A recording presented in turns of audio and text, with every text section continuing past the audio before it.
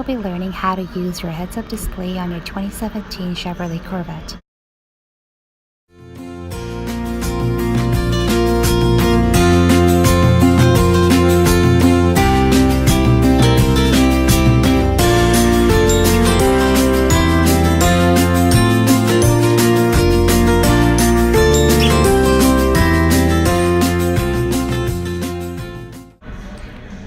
To begin, on the left-hand side of the steering wheel, you should see HUD. Click on that.